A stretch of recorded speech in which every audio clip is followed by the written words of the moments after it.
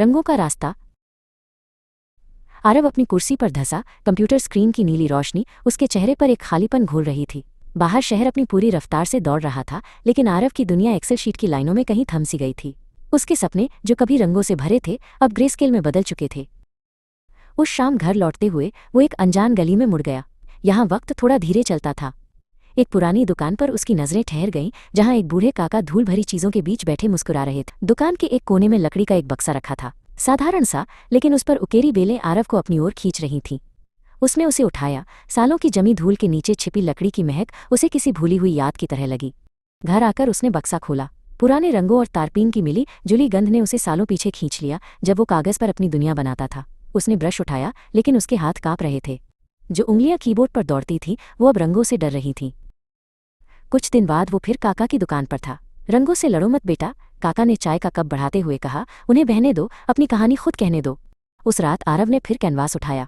इस बार उसने सोचना बंद कर दिया। उसके ब्रश से ऑफिस की बिल्डिंगें निकली, लेकिन उनकी खिड़कियों से तारे झांक रहे थे। सड़कों पर गाड़ियां नहीं, सपनों की कश्तियां तीर रही थीं। ऑफिस में बॉस ने उसके सामने एक जरूरी प्रोजेक्ट की फाइलें पटक दी। ये इस हफ्ते खत्म होना चाहिए आरव। उसी पल उसकी नज़र कैफे के नोटिस बोर्ड पर लगे एक पोस्टर पर पड़ी। शहर की कला प्रदर्शनी। एक रास्ता उसे बांध रहा था, दूसरा बुला रहा था। वो पूरी रात जागता रहा, लेकिन ऑफिस की फाइलों के लिए नहीं। कैनवस पर उसका शहर, उसकी घुटन, उसकी उम्मीदें, सब एक साथ उतर आए।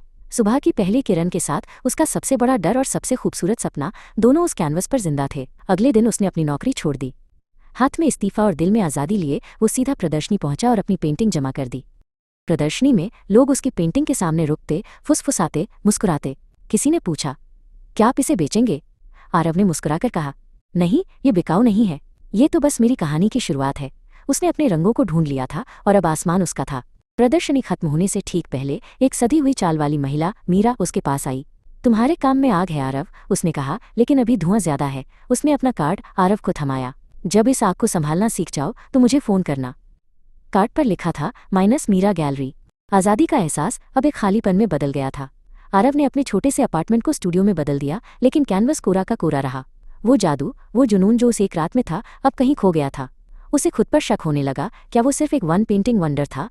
वो उम्मीद लेकर फिर काका की दुकान पर गया, लेकिन वहाँ काका नहीं थे। उनकी जगह एक लड़की थी, जिसकी आंखों में एक अजीब सी चमक थी। मैं अनन्या, काका की पोती, उसने मुस्कुराकर कहा। वो एक लेखिका थी। उस दिन उन्होंने कला पर नहीं, बल्कि अटकी हुई कहानियों और अधूरे सपनों पर घंटों बातें की। अनन्या से बात करके आरव को एक नया नजरिया मिला। उसने बड़ी तस्वीरें बनाना छोड़ दिया और छोटी छोटी कहानियों को पकड़ना शुरू कर दिया। बस में एक अजनबी का चेहरा, फुटपाथ की दरारों से उगता हुआ एक फूल। उसका डर खत्म हो रहा था और उसके रंग अब ज्यादा सच्चे और बेबाक हो गए थे।